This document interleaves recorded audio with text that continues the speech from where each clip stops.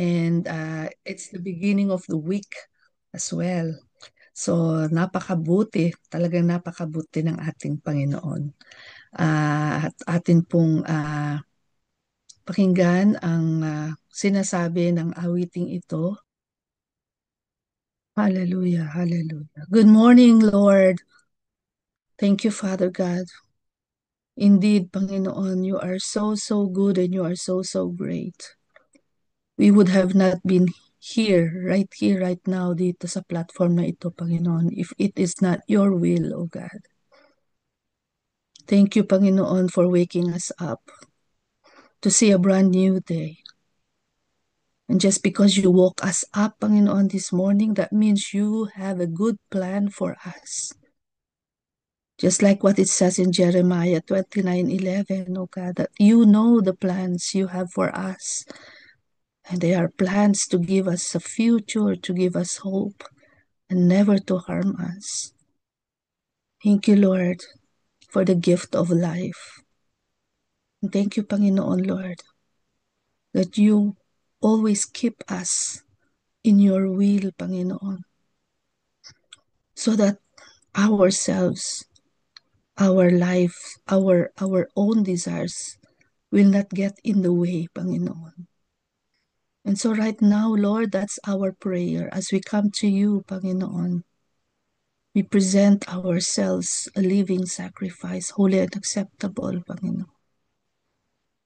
We are prepared, we are ready, O God, to receive you, to know you more, O God.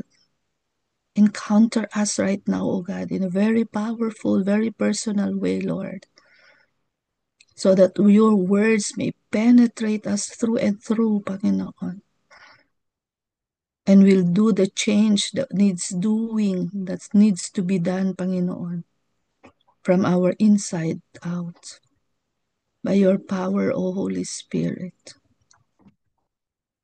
Thank you, Lord Jesus, for coming into our lives. Thank you, Father God, for your mercy and grace that are new every morning. Lead us now, Holy Spirit, as we sit at your feet, at the feet of Jesus, and offer this time with you. Our hearts are yours right now. Our thoughts, our attention, have it to the full. Remove any distractions, Lord. And we declare strong internet connections as well, wherever we are, so that we may be able, oh God, to maximize, oh God, even this 1 hour or so that we spend right now with you. This is prayer. This is our prayer. In the precious and matchless name of Jesus, our Lord and Savior.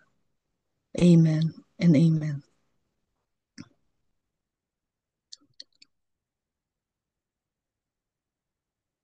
So we continue po the series of devotionals written by Pastor Oswald Chambers. And today, the title of our devotional is The Law and the Gospel. So siguro po just by the title, we can have an idea what this is all about. But let us just look at what Pastor Oswald Chambers has to say, and allow the Holy Spirit to reveal yung kanya pong heart, the heart of God sa atin as we meditate on this.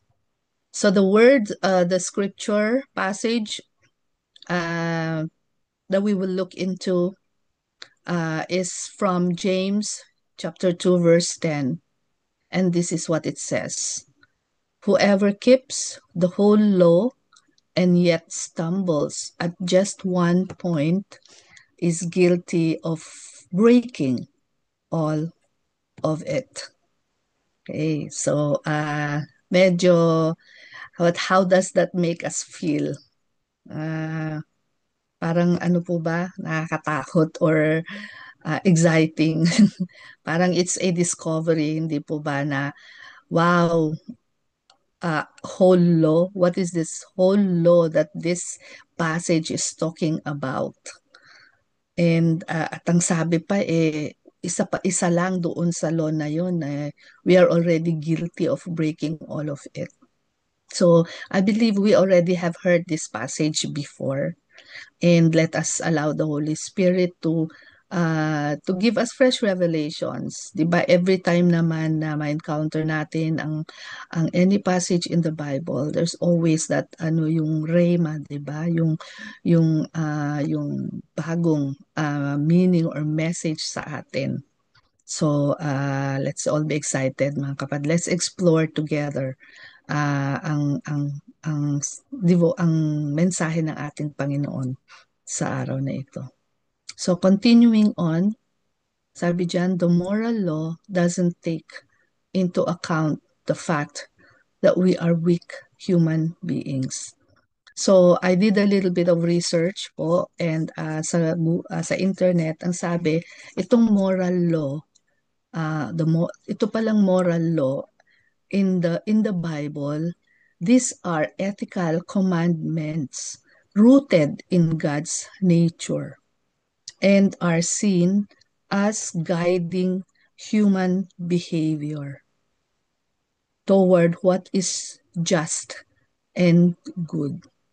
So, ang in-example po doon sa nakuha kong sa research ko na yung nabasa ko sa internet is the Ten Commandments. So, alam po natin lahat kung ano-ano po yung mga Ten Commandments. Hindi ba ito yung commandments ni God na binigay niya kay Moses. Alam na alam natin yung nilagay sa dalawang bato, din ba yung tablet. Yung tablet nung unang panahon, hindi po yung tablet natin ngayon na iPad or ano.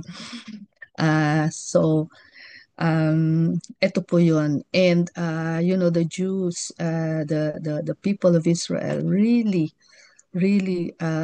did their best, sabi na natin, to abide by these laws na binigay ni Yahweh sa kanila. Okay? And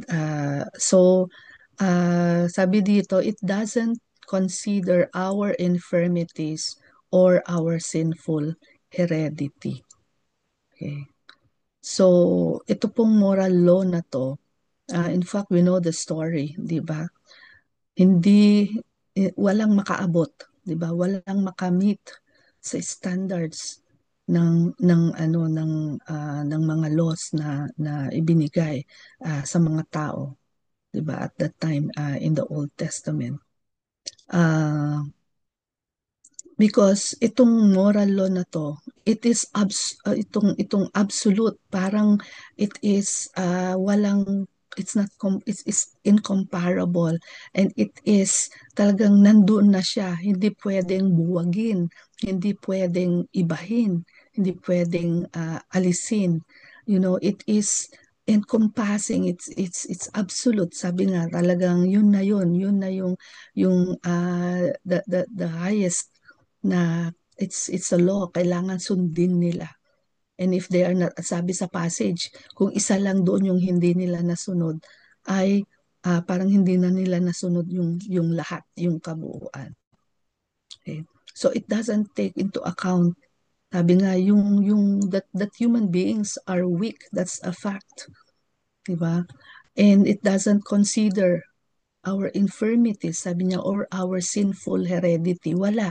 Basta dapat sundin nyo ito. Ito ang batas. Ito ang commandment. So you have to fulfill it. Whether whether you like it or not, parang ganon.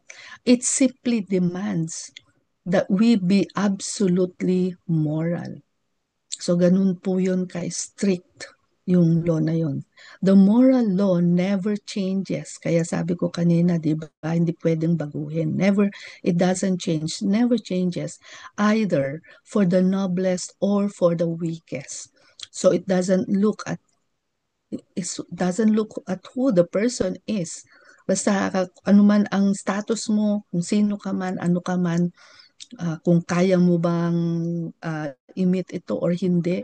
No, it doesn't, sabi niya wala. It doesn't, hindi niya tinitingnan yun. It just demands, it demands talagang absolute obedience to it. It doesn't, sabi pa dyan, it doesn't adjust itself to our shortcomings or make itself weak for the weak. Okay. It remains absolute for all time and eternity. If we don't realize this,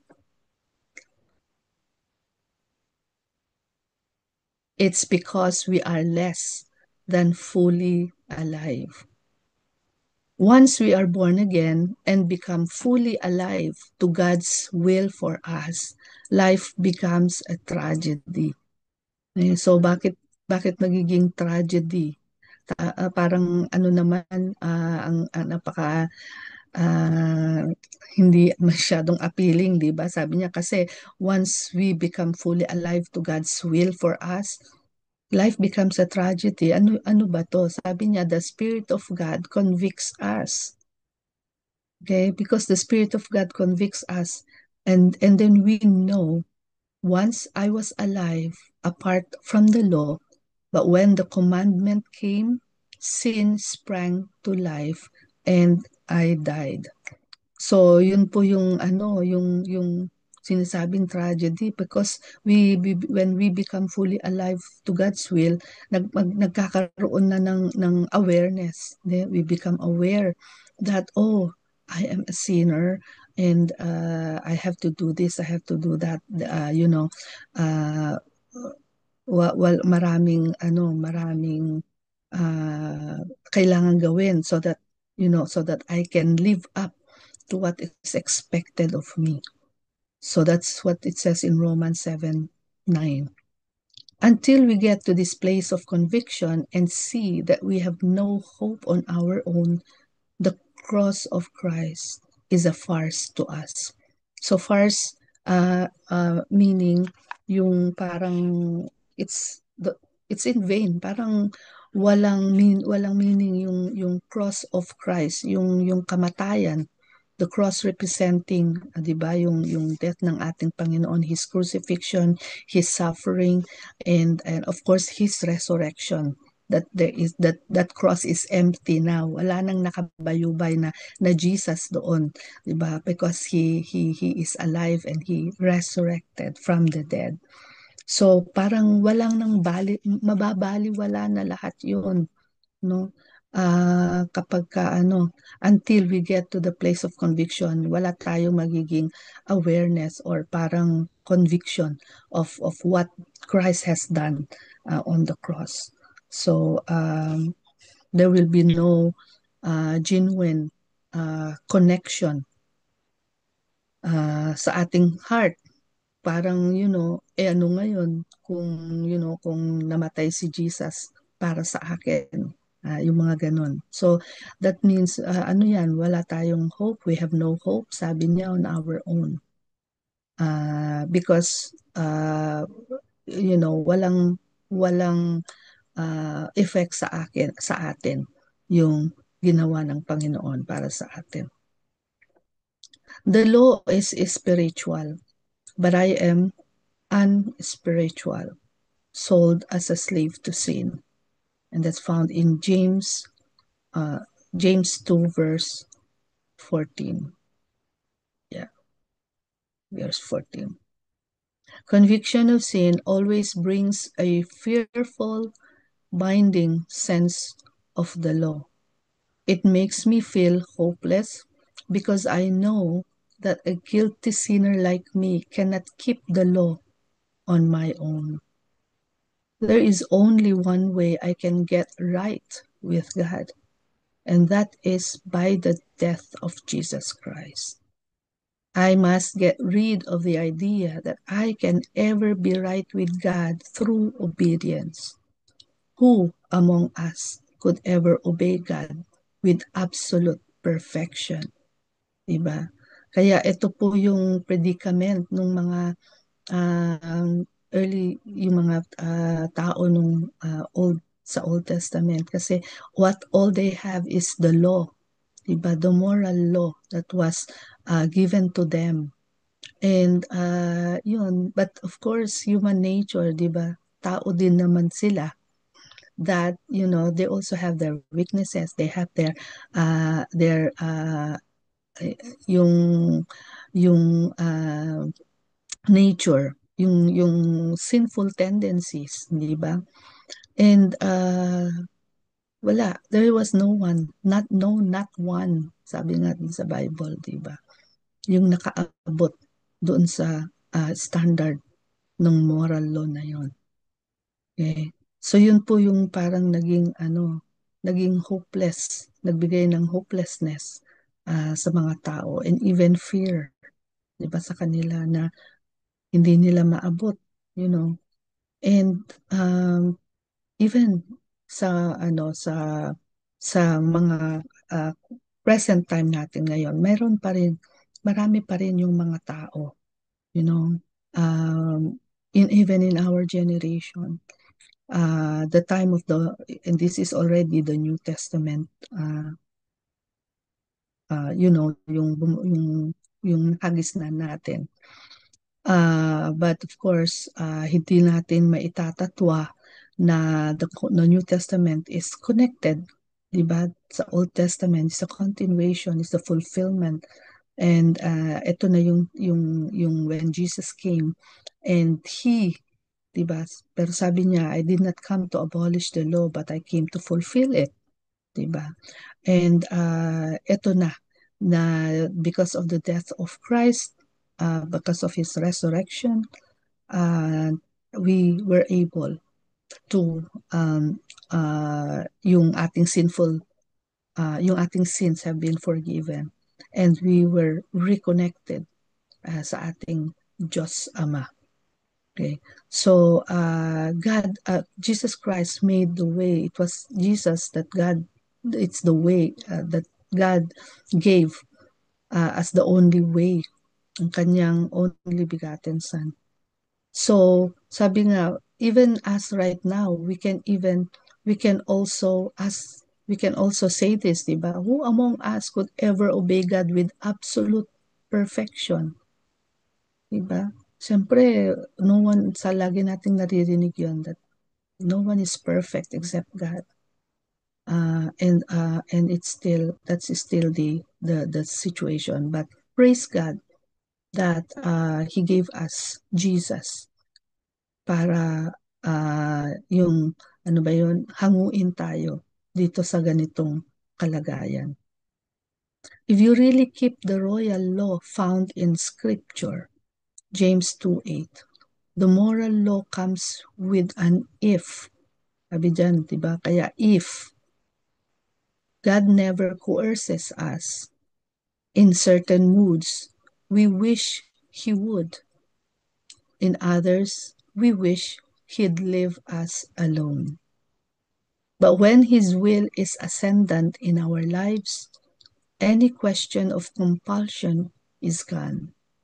Obeying God has to be a deliberate choice. So again, it's a matter of making that choice, making choices.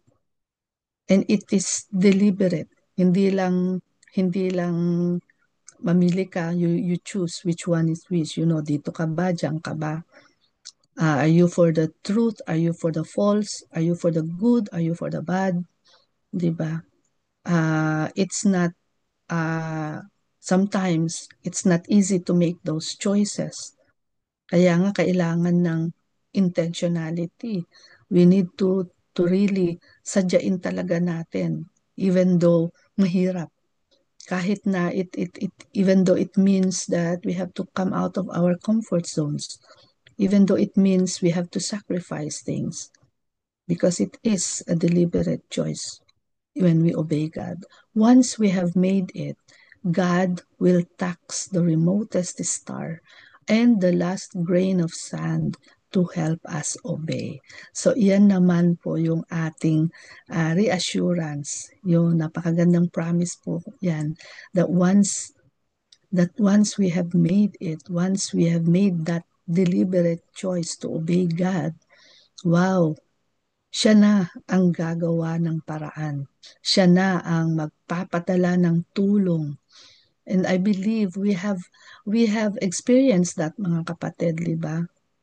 In our lives, na kapag ka sinabi natin, sige Lord, I don't know what will happen. I don't know kung saan hahantong ito, but I will obey.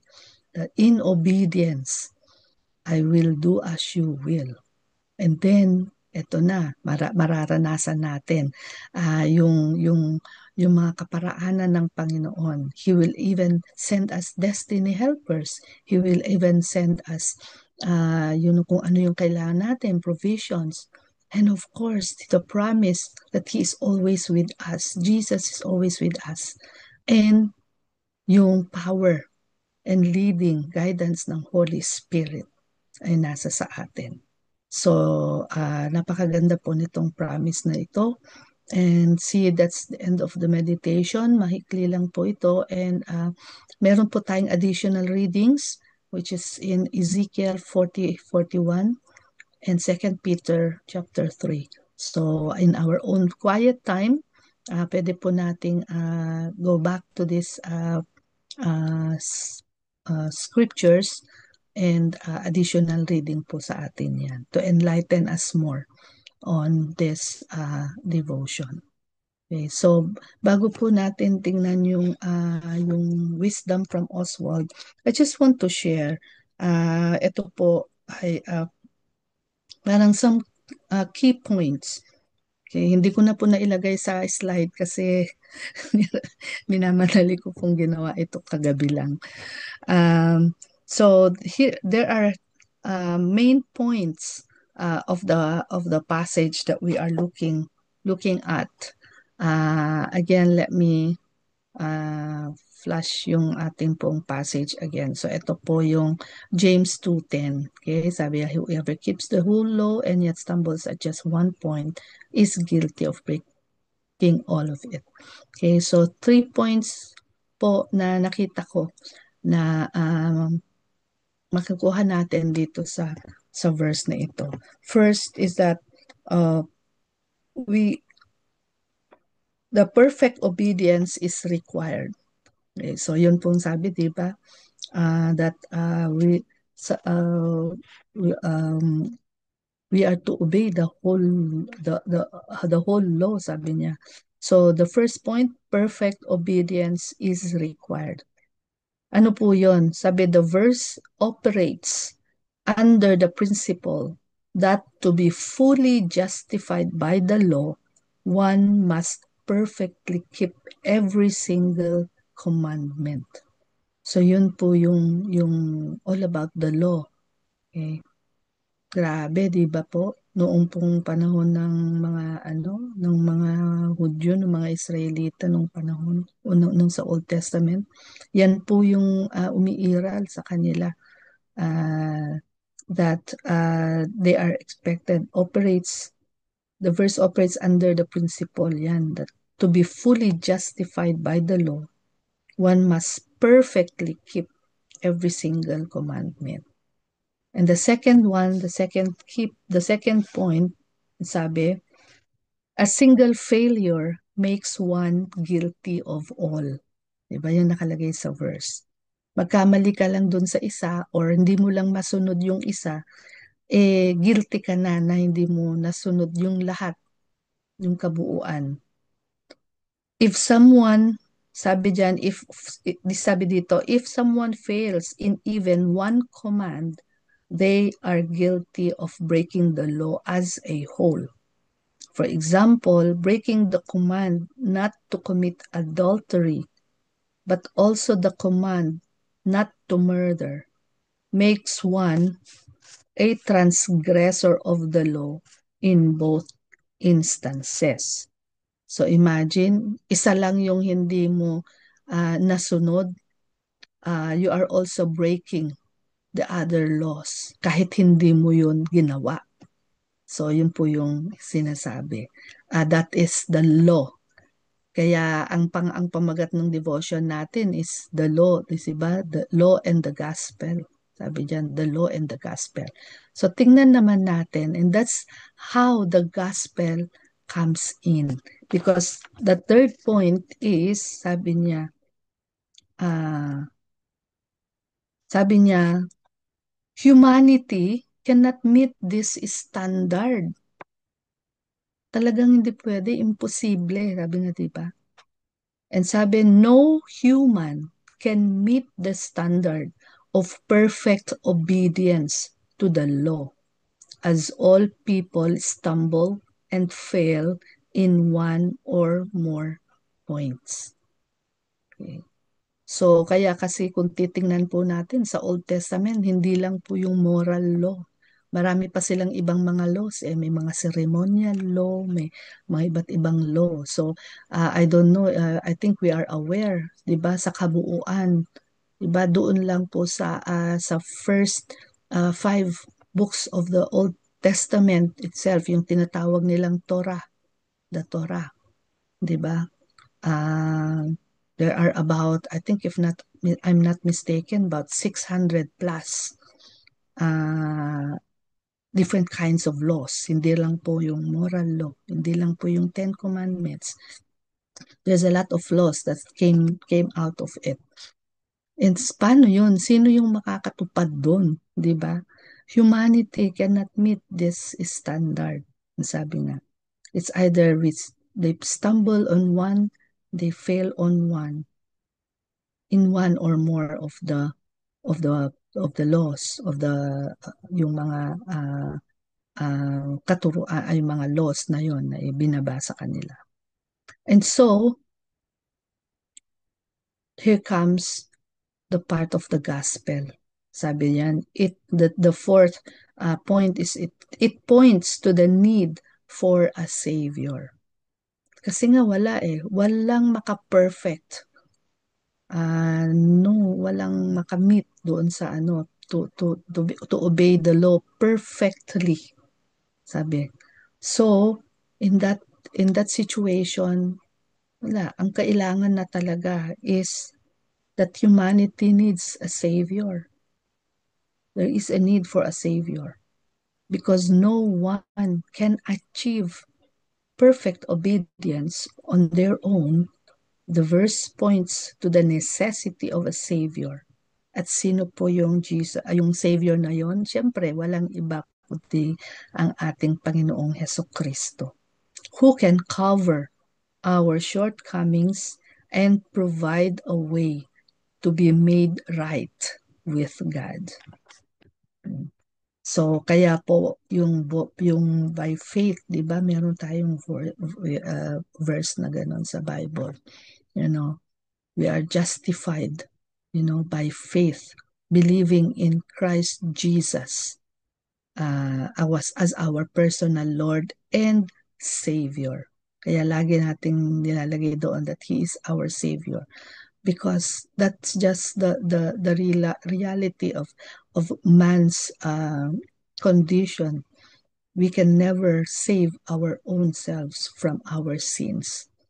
We need a Savior, and that is the reason why Jesus Christ came, okay, to our rescue, to save us. And that is all the grace, from the grace of God the Father. So yun po yung mga points na nakita ko na that we can derive from our devotion this morning from the verse. So let's go to the wisdom from Oswald. Sabi diyan, God created man to be master of the life in the earth and sea and sky. So alam po natin yan sa Genesis, di ba, yung creation. And the reason he is not is because he took the law into his own hands. So alam natin yung kwento din dyan ni Adam and Eve, ba, how they rebelled against God. Why? Because they wanted They wanted to take the law into their own hands. Gusto nilang maging Diyos, di ba? Gusto nilang yung bang kung ano yung gusto, they want to be more than who they are. And became, sabi niya, and became master of himself, but of nothing else. So, yun po, and that's how man fell. Because gusto niya maging master of himself, pero wala siyang nakuha instead. Okay? Ah, alam natin kung ano pa yung mga sumunod na nangyari after that. So, ayan po mga kapatid, I believe as we are listening, we are already doing some reflections, making some reflections in our minds. And so, let's take that away with us. At I believe na ang ating Panginoon nangusap sa atin sa umagang ito. There's a lot of, right now, napakadaming challenges sa ating buhay, di ba? Sa ating kapaligiran, sa mundong ito na ating kinalalagyan.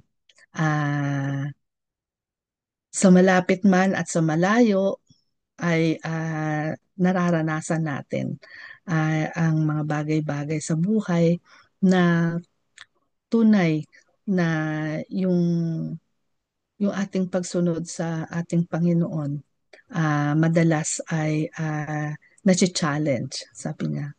But praise God that He continues to reveal to us, itong mga mensahe na ganito that will give us yung strength, deepen our faith, and to continue to walk in His light, to continue to live as kingdom citizens, to continue to make the gospel alive in our lives.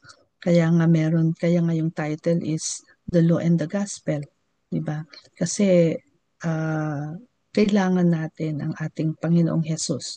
And that is the gospel of Jesus, na we also need to go out and share to the world, especially those na hindi pa po nakakaalam at nakakakilala sa ating Panginoon, so that they too may be may be freed, okay, from the yung mga iba't ibang kaparaanan na ginagawang puhunan pa nga ng kaaway, 'di ba? Na kung minsan bumubulong-bulong yan ay nako, you are weak, 'di ba? You are just tao ka lang, 'di ba? Yung mga ganung mga salita, 'di ba? Na hindi mo kayang abutin yan, you cannot meet those standards, hindi mo kaya yan, it's not for you. Pero praise God that we have the Holy Spirit always reminding us that we have already been uh, redeemed, and we have already been saved when we receive Jesus Christ, and we have the power of the Holy Spirit, ayun nga, to do what God is instructing us to do in accordance to His will, His plan and purpose for our lives. So, yun po, dyan po tayo nagtatapos. Praise, praise, praise be to God. Amen, amen. Okay, so sige po, let us now proceed to our prayer time. And let me just stop sharing this. Let's go to our... Thank you po, Pastor Dave. Prayer blast. Yan. Okay, so ito na po ang ating prayer blast. Let's just look at the prayer focuses for today. And being it a Monday, today our pillar of society, we will be praying for the family. Tama ba? Yeah, Monday, family. And as we all know, napakadami po nating mga kailangang ipanalangin para sa ating mga mahal sa buhay. So let us ask the Holy Spirit to lead us as we pray and intercede on behalf of our family and of course, family in general. Hindi lang po yung ating biological families but of course, ang mga spiritual families natin, ang ating church family, community family, workplace family. So napakarami pong iba't ibang lugar at situations na inilagay po tayo ng ating Panginoon so that we may be able to intercede and pray in the gap on behalf of them. Okay, so for 1 minute po, let's pray your blast para po sa ating Pillar of Society, the Mountain of Influence on the Family. So for 1 minute po, if you are able to unmute, may I encourage you, may I ask you to unmute yourselves, open your microphones, and let's all pray together po for 1 minute dito po sa Pillar of Society on the Family. Ngayon na po. Hallelujah. Father God, thank you, Lord, that we are part of a family. We believe, oh God, you have placed us in our respective families, Panginoon, because you have a plan and you have a purpose. And Lord, help us, Panginoon, by your power, O Holy Spirit, to discover kung ano po yung plan mo if we haven't discovered it yet. We pray for all the members of our family, Panginoon, that do not know you yet, oh God. That they too, Panginoon, will come to faith and will submit themselves to your Lordship, to your saving grace, Abba Father. We pray also, Lord, for all the families all over the world, those who are facing challenges in whatever area, sa buhay ng kanilang pamilya. Relational challenges, financial challenges, yung pong poverty, safety, maraming mga iba't ibang sitwasyon o God na nagiging vulnerable family. We pray for every father, for every mother, for every child, oh God, and even extended families. We also pray for our spiritual families, Lord. Saan-saan niyo po kami inilagay. We pray, Panginoon, that you would use us, oh God, to bring more souls to you, Panginoon, that more people will know you and receive you, Jesus, as their Lord and Savior, so that we may all bring glory to you, our Father. Thank you, Father God, in Jesus' name. Amen. Amen. Isunod po natin ang the nations and the governments.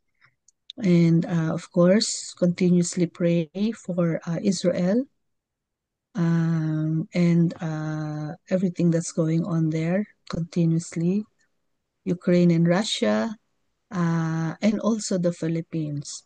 So alam natin po, of course, we are updated sa mga balita na nangyayari sa ating bansang Pilipinas. So let us just pray that, that God will raise up more Christian leaders, especially in the government, yung mga departments, yung mga committees, yung mga iba't ibang sangay ng gobyerno natin sa Pilipinas. That ito nga, yung mga nakakaalam ng katotohanan ng salita ng Panginoon, they will live it with integrity, with honesty, with transparency, justice, and fairness, and compassion. Ayan. Mag-umiral, ang umiral ang pananampalataya at yung atin pong yung kanilang pagsik ng guidance from the Lord as they fulfill or as they do their obligations, their part sa kanila pong positions na ginagampanan. So let's also continue to pray that President Bongbong Marcos will soon declare a day of national prayer.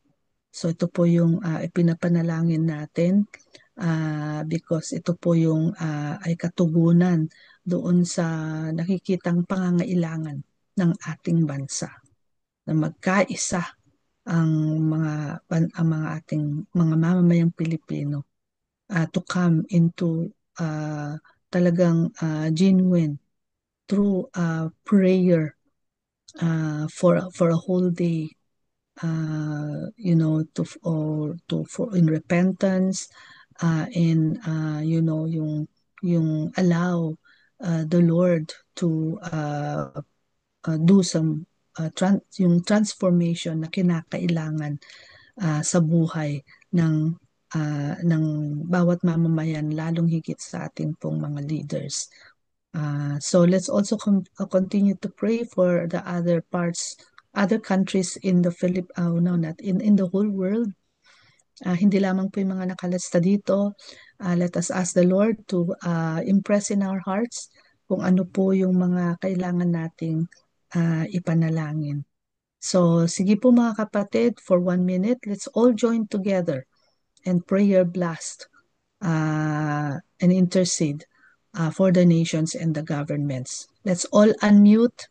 Buksan po natin yung ating mga microphones. Magkaisa po tayo sa panalangin at let our voices be heard sa panalangin for the nations and the governments. Tayo pong lahat. Ngayon na po. Very much gracious Heaven. Yes, Father God, I lift up to you all the nations. God of all nations. Yes, God, behold the absolute authority Venezuela from and United States, which they have accomplished in stand in the gap United States block pray and intercede on behalf of Lord, Israel ikita nyo rin and all ang the mga people of nangyayari sa Israel, mga Panginoon. iba't ibang dahol. Lahat ng mga bansang Iba't ibang nakapaligid bansa. dito, Lord. We declare, Lord God, mag-push, mag-unite po, Panginoon, magkaisa ang mga bansa na ito, lalo particular wala ng kaguluhan, Lord, instead, Lord, pagtutulungan at maghari po, Panginoon, ang pagmamahalan sa mga nasakitan, especially, Lord God, sa aming bansa, Panginoon, Lord, there will be, Lord God, na magkaroon ng takot, Panginoon, sa inyong mga anak, Panginoon, maligtasan sa buong bansa namin, sa mga mamayan po namin. At Lord, there will be justice, prevail po, Panginoon, fair, justice, righteousness, unity, integrity po, Panginoon, sa aming bansa. Ibangon niyo po, Panginoon, baligay niyo, Panginoon, yung complete trust ng mga mamayan sa gobyerno po, Panginoon.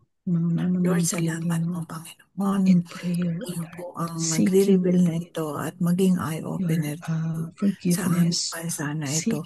At magkatulungan, magkaisa kami po, Panginoon. At hindi na po kami papayag na mangyari ito. Kinakat na namin ito. At hindi na po maulit po, Panginoon, ang ganitong pangyayari na paulit-ulit. Nalangin ko, Panginoon, they will stand up, Panginoon, for their faith, Lord, restoration, pag-rebuild sa aming nation, pag-repair, pag-restore po, Panginoon, sa dignity, sa honor po, Panginoon, sa government natin, Lord. Kayo po, dala kayo ng mga anak mo sa salamat, Panginoon, that Lord, we know your hand is still upon the speak on behalf, Lord God. Lord, we also pray for all the rest of the world, of the nations. The truth, and we intercede po, Panginoon, for our Lord, yung pagbabago sa aming bansa na ito. Pagbangon muli po, Panginoon, Lord. Amen. Lord, yung kapakanan Next po, ipanalangin natin ang bansa, ang mga church and the ministries. So, continuously praying for all the workers, pastors, deaconesses, the church leaders, elders, even our bishops, and every member of the body of Christ. So, kung meron po tayong mga alam na ministries na kailangan nating ipanalangin, mga gawain na para sa ating Panginoon, sa ating mga sarili-sariling mga kinabibilangang iglesia, then let's also include that po sa ating panalangin. And let's all join together for 1 minute po ulit para po dito sa prayers for the church and the ministries. So let's all unmute and do a prayer blast dito po sa panalangin na ito. So for 1 minute po, ngayon na po. Lord Jesus, we lift up our churches, Father, we thank the body of Christ, O Lord. that you are that using you will be us continuously, merciful. Panginoon, Lord, in this Know group that you to love each pray and and every one intercede of us, O Lord. We pray for our the pastors, church deaconesses, and all the church ministries, workers, Panginoon, O Lord. na You may lead us, O Lord. ibinubukas mo, Panginoon, sa Amin po inyong dinadalangin na Diyos ang bawat inyong manunagaga. God, ang With the bawat word Ang inyong mga be pastors, ang inyong mga transformed. chaplains, ang bawat mga pamilya mga nila, pastor, ang Know mga that miyembro, you are Panginoon, chaplains, ang bawat ang mga mga leaders opisyalis, po, ay tunay na nagpapasalamat Diyos po, na maging tapat sa ang inyo. mga Amin Amen. din, Panginoon, ang iba pang mga iglesia, lahat, ay tunay na Panginoon na sa na kanilang tinawag pagpapahayag mo at patungkol sa iyong pinili mo, salita. Spreading your Ay to tunay na work o Diyos that ay you have sila started. ay huwag nilang Maraming buksan ng salamat, salita. Panginoon, na alam Pagkus o Diyos, namin, ipahayag Lord, nila ang na katotohanan. Espiritu, Ang Lord, tunay lagi na namin pagpapahayag mo kasama. upang At magamit din sa sila samang sa dako, kaya at Panginoon, patutunan dalhin, O tulad God, sa tapos ng kaaway. papuntahin, O God, Iya salamat sa tanging pangalan ni Jesus. Amen. nandoon, O God, ang lahat, Panginoon, ng inilaan mo. Nandoon na, Panginoon, yung mga provisions mo, yung protection mo, Panginoon. We pray, Lord, for all those na nasa mga mission fields na share, Panginoon, ng inyong salita sa ibang tao, Lord. Lalo na, Panginoon, yung mga nasa malalayong lugar. Kayang abutin, Panginoon, na sila, Panginoon, ang humahaya doon. Lord, we pray that you would continue to protect them also. Pray, Panginoon, for our brethren, O God, who are continuously in harm's way, Panginoon, because of their faith. Lord, yung mga Christians, Panginoon, na pinapersecute, even being killed, O God, sa Africa, especially sa Nigeria, Panginoon. Lord, we think about them.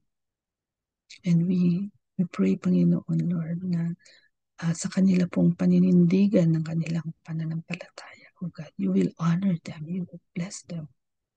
You will bless their families, Panginoon, yung naiwan nila, O that they will continue, Panginoon, the legacy of faith, Panginoon, na iniwan sa kanila. Thank you, Panginoon, for their courage, for the inspiration, the encouragement that they give us, Panginoon.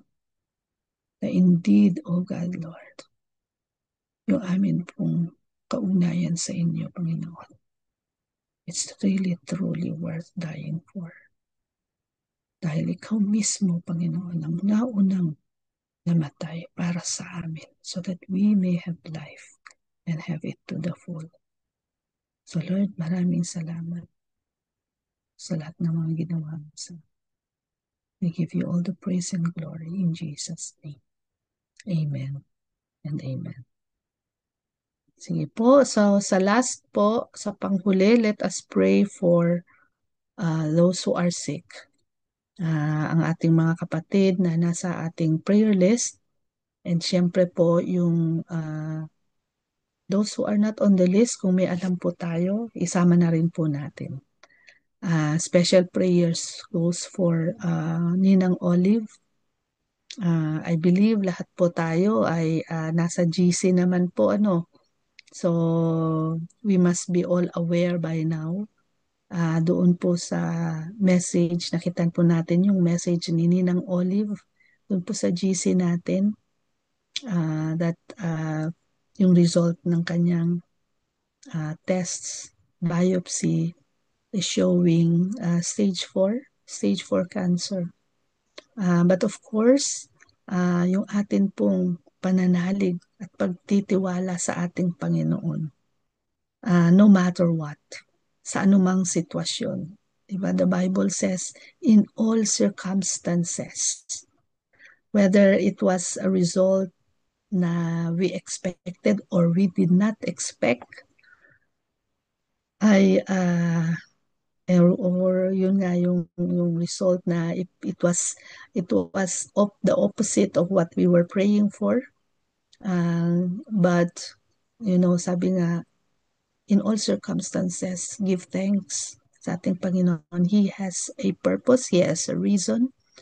Ang event si Ninang Olive, we can see na she is praising the Lord, diba? And so let's continue to lift her up, mga kapatid, and stand alongside her. And habang nagpapatuloy po itong journey niya na ito, alam natin marami pang gagawin ng ating Panginoon. Our God is a God of miracles. So walang imposible sa Kanya. And so that's what we declare sa buhay ng ating Ninang Olive. And so all the others, let's continue to pray for them as well. At kung meron pong mga nangangailangan din ng healing among us right now dito sa room, let's also include that in our prayers. Okay, so sige po mga kapatid, let's pray your blast for 1 minute po. Tayo pong lahat. Let our voices be heard. Sama-sama po tayo dito po sa prayer blast natin for the sick. Ngayon na po for 1 minute. Our most gracious Heavenly Father, we lift Yes, up Lord, Father brothers God, and sisters we who are lift up to you, Lord, all and those we who want are to needing healing, especially sa Pastor amin, Nicole, sa atin Pastor naman, Paul, Lord, Lord, napanalangin complete namin healing is ang what mga they need. may mga karamdaman sa Lord, we oras na pray ito at for sa mga my nandun. sister Ate Olive, Lord, on You see, Lord, you lungs hear that there us, is our an Lord, at kami ba po, Panginoon, ay, Lord, sa we mga rebuke right now narinig po that namin, you will not let Panginoon, that be para kay happen. Ate Olive, Lord We God, believe you, Lord, Lord, we that believe you you heal are her, a great touch Father. her, You Lord, are a great her healer po, coverage, Panginoon. in You the will name do of mightily, Jesus. Lord God, sa Come, buhay ni Ate Olive, whatever the supernatural situation is right healing now. po. We declare, Lord, on their sovereign, We pray families. for all the brothers and that you are a sisters who are great sick, Upon them Lord. as well. physician, Bless them alone. Lord, we Pati pray Provide Lord, them with the dalangin po visions that namin they po, need, O Lord Panginoon, Jesus. ang we iyong declare, mighty Touch hand, them, O Lord. Panginoon, lahat Nurses, ng O may Lord. mga miracle karamdaman, We upon know them. that at you Lord, will lahat ng do. sting ng Your In karamdaman miracle, Jesus' ay po name ay we pray. nawala. alam Nawala Amen. sa natin, Panginoon Amen. po. Panginoon, In Jesus' you name. still have a good Amen. plan for her, and this plan to prosper her and not to harm her. There is always hope in you, Jesus, because you are our hope. Jesus in us, the hope of glory. Kaya, Panginoon, alam namin, O God, hawak mo ang buhay ni Ninang. Ano man ang mangyari, alam namin, O God, na ang buhay niya ay nakatalaga sa inyo. Salamat. Salamat, Panginoon, that we can continuously pray for her. We can continuously pray for a miracle dahil walang imposible sa inyo, Panginoon. And for all the others, Panginoon, the same prayers goes on their behalf. Alam namin, Lord, you continuously work for the healing those who need them. You are our Jehovah Rapha. You are our great physician. You are our great healer. Wala kang palalampasin, Panginoon, sa inyong mga anak, Panginoon. Patuloy na nagtitiwala, O God, na in your own perfect time, your own perfect way, Panginoon, ay ibibigay mo ang healing na kailangan nila.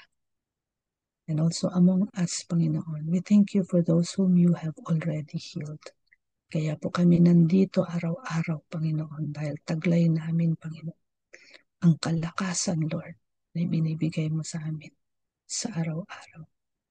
And we thank you for that. In Jesus' name we pray. Amen. Amen and amen.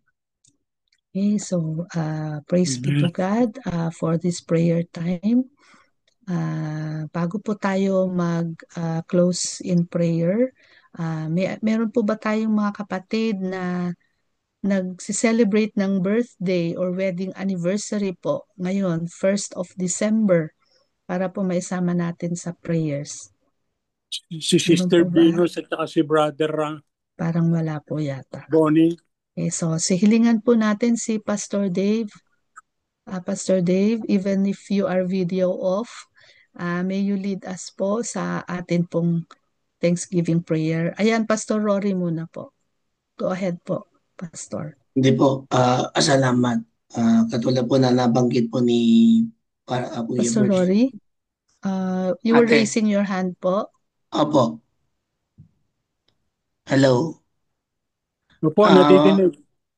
Anniversary Wala po ni hindi po namin kayo Brother. naririnig, Pastor. Naririnig po.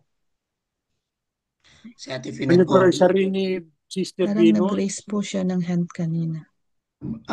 Anniversary po ni Brother Robani at saka Pastor po. Rory, meron po kayong sasabihin, Pastor? Salamat po sa bagong taon o karagdagang taon sa buhay ni Venus at ni Raboni sa kanila pong wedding anniversary. Dalayan po namin ang marami pang taon ng katagumpayan, pagpapala at oportunidad na lumawak pa ang kanilang ministeryo. Dalangin din namin, Panginoon, ang pag-ibig ay patuloy na lumabang sa kanilang buhay. Ganoon din, Lord, salamat po sapagkat muli mo kaming pinaalalahanan at tinuruan na higit kaming magtiwala at manalig sa iyong biyaya, na kami ay sa araw-araw ay maging masunurin, hindi ayon sa aming sariling gawa o kilos, kundi ayon sa iyong pag-ibig at biyaya sa amin. Panginoon, muli sa araw na ito ay nagpapasalamat kami kay Sister Finet sa kanyang laging kahandaan na humalili sa mga kapatid namin na hindi maaaring manguna katulad ng karamihan, Panginoon. Salamat po dito sa kapatiran ng sinumang mahingan na humalili ay laging handa na paglingkuran kayo. Ganun pa man, dalangin din si Zona, ano man po yung kanyang undertaking, pray na ito'y maging matagumpay.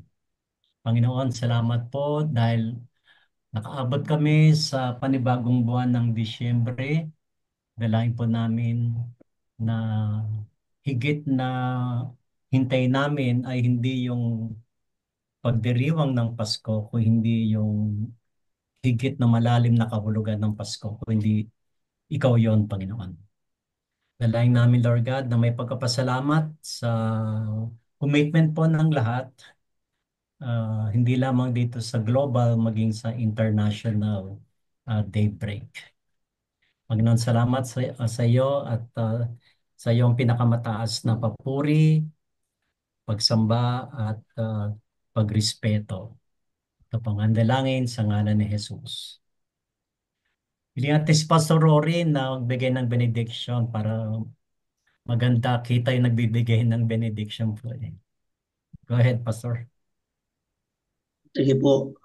Mga kapatid, tanggapin po natin ngayon ang pagpapala ng ating Diyos, Ama, Anak, at Espiritu Santo. Na ang kanyang salita ay tunay at totoo. Na ang kanyang salita ay may kapangyarihan na dumadaloy sa atin. Ito ang kanyang mga salita na gumagabay sa ating pamumuhay. Kaya dalhin natin ng isang payapa, panatag, pag-asa na ito'y papanglaw sa atin, tatanglaw sa ating pamumuhay, sapagkat siya'y totoo, di nagbabago ngayon at kailanman. Amen at amen. Amen. Amen, amen. Shalom, everyone. Thank you po. Shalom po.